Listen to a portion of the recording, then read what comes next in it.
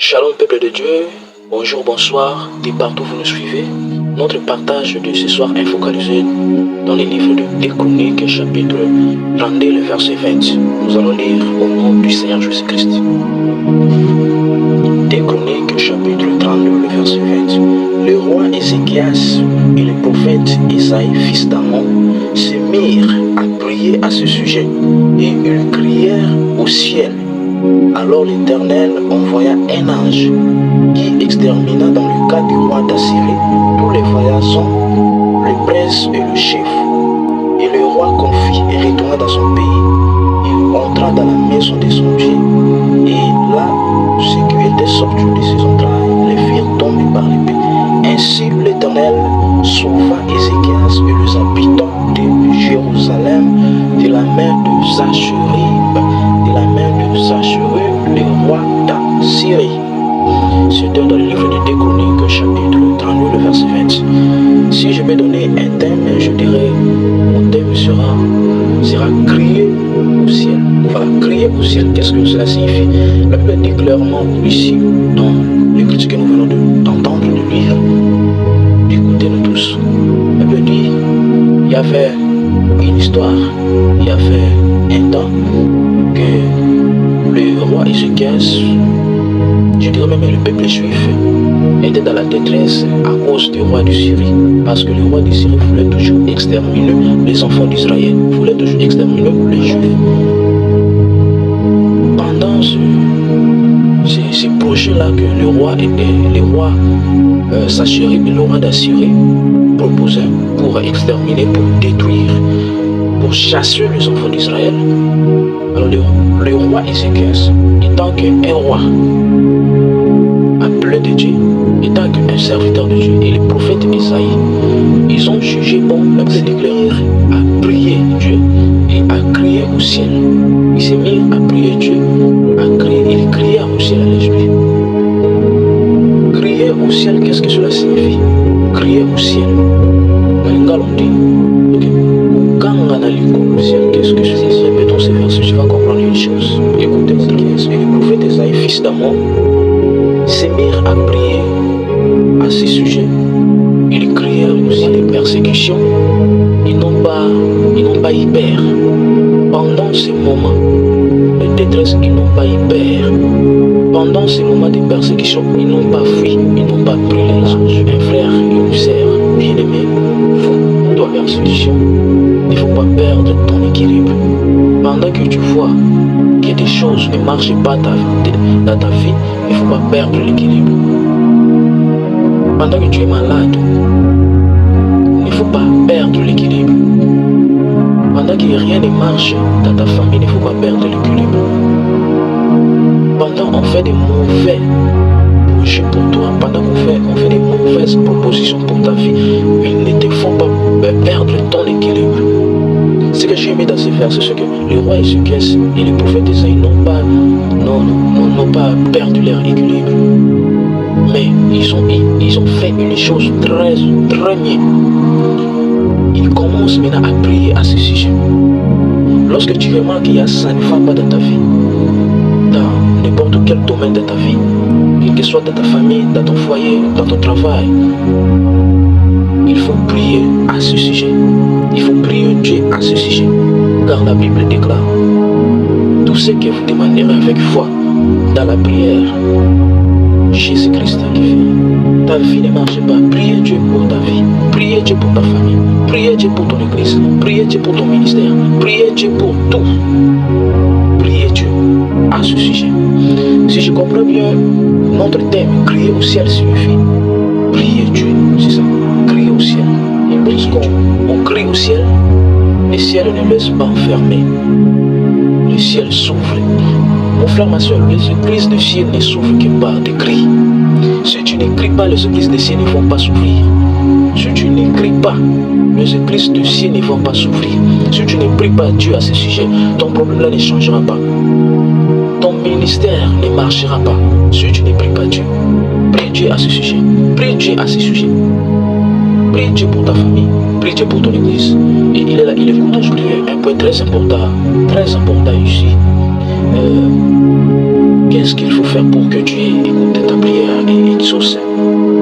Nous avons remarqué, si tu commences les versets que je t'ai donnés, si tu commences du premier verset, tu vas comprendre que le roi Ézéchias était un roi intègre devant Dieu.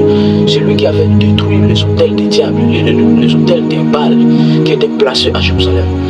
Après avoir détruit les hôtels de Baal, il avait maintenant restauré l'autel de l'Éternel. Il était intègre devant Dieu. Il avait une bonne relation devant Dieu.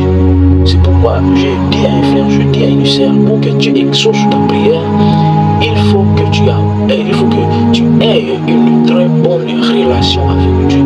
Si tu n'as pas la bonne relation avec Dieu, ta prière ne sera pas exaucée. Quel que soit le niveau de ta prière, ça ne sera pas exaucé parce que tu n'as pas une bonne relation avec Dieu. Pour que ta prière soit écoutée et exaucée par Dieu, il faut avoir une très bonne relation avec Dieu. Tu ne peux pas prier Dieu de te bénir tant que toi tu ne partages pas ton bien avec ceux qui n'ont pas. Tu ne peux pas prier Dieu, ma sœur, de te donner un homme de ta vie si tu n'as pas abandonné du saint complet que tu as. Tu ne peux pas prier Dieu de te délivrer si tu n'as pas dans ta conscience la discipline de te faire sortir de ce qui te bloque, de te faire sortir de l'Égypte. Tu ne peux pas prier Dieu de t'élever tant que tu n'es pas humble. Tu es toujours orgueilleux. Dieu n'aime pas les orgueilleux. Dans d'autres choses, c'est automatique à Dieu. C'est automatique chez Dieu. La Bible dit quiconque s'abaisser sera élevé. Quiconque s'élever sera baissé. D'autres choses, c'est automatique. Tu pries Dieu, Seigneur, bénis-moi, Seigneur, bénis-moi, Seigneur, bénis-moi. Mais toi, les offrandes, tu ne donnes pas. La dîme, tu ne donnes pas. Tu es Dieu. Il t'a donné la promotion dans ton cœur. Ton cœur n'est pas approché à Dieu, n'est pas ouvertement à Dieu. Tu ne peux pas prier Dieu de te donner ce que ton cœur désire. Tant que toi tu ne fais pas ce que Dieu veut que tu fasses. Parce que la Bible dit clairement, j'aime ce verset qu'elle a dit, fais de l'Éternel tes délices et il te donnera ce que ton cœur désire. Mais comment tu veux que Dieu te fasse ce que tu veux alors que tu ne veux pas faire ce que Dieu veut que tu fasses, que ta prière soit exaucée, ou que Dieu attend ton cri? Il faut avoir une bonne relation avec Dieu. On peut prophétiser pour toi, ma soeur, on peut prophétiser, on peut déclarer des paroles de bénédiction, de bonheur dans ta vie. Mais si tu n'as pas une bonne relation, ça sera que du passe-temps. Ça sera inutile devant Dieu parce que d'abord ton cœur n'est pas disposé. Tu n'es pas encore sorti des péchés. Tu n'es pas encore sorti des péchés. Jusque-là, tu écoutes toujours des musiques mondaines. Jusque-là, tu passes toujours temps et plus ton temps dans des séries, en regardant la télévision, des matchs, faisant des discussions inutiles, ce qu'il a pu dire. Comment Dieu peut te faire? Comment Dieu peut te bénir? Comment Dieu peut te sauver? Comment Dieu peut donner ce que ton cœur désire? Dispose ton temps pour Dieu. Donne ton cœur à Jésus-Christ de Nazareth. Il est le Seigneur Sauveur. C'est lui qui est le chemin, la vérité et la vie. Tous nous devons suivre. C'est Jésus-Christ. Il est le chemin, il est notre chemin. C'est lui qui nous donne le directif. Comment marcher? Mais si toi, tu n'as pas reçu Jésus, si toi tu ne veux pas faire ce que Jésus te dit, alors comment tu rencontreras des bonnes choses sur ton chemin? Est-ce que quelqu'un peut me dire un amen? Toi qui me suis, mon frère, ma soeur, arrange ta relation avec Dieu. Arrange ta relation avec Dieu. Arrange ta relation avec Dieu. Tu ne peux pas bénéficier de la bénédiction de Dieu si tu n'as pas une relation avec Dieu. Non. Les pasteurs peuvent te prêcher. Les serviteurs de Dieu peuvent t'imposer le main. Les hommes de Dieu peuvent prophétiser pour toi. Mais si toi d'abord, toi-même, tu n'as pas le désir de changer, tu ne changeras dans nos églises, dans nos assemblées, partout. Il y a des gens qui prient matin, midi et soir, des gens qui prient pas de relations avec Dieu. Un petit nombre de gens qui ont des relations avec Dieu ne s'exaucent pas. Alors que Dieu n'écoute pas nos prières. C'est même parce que nous n'avons pas la relation avec Dieu. La Bible dit dans Isaïe que la main de l'Éternel n'est pas trop courte pour sauver, ni son oreille trop dire pour attendre nos prières. Mais qu'est-ce qui bloque nos prières? Ce sont les crimes. Nos crimes, c'est le péché. C'est parce que nous n'avons pas la relation avec Dieu.